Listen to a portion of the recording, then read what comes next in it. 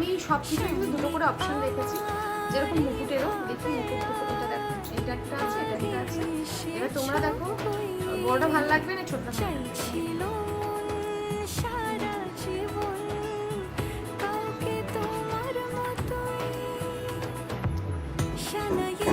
যেটা যেটা ইচ্ছা, মানে যেটা মানাবে সেটা।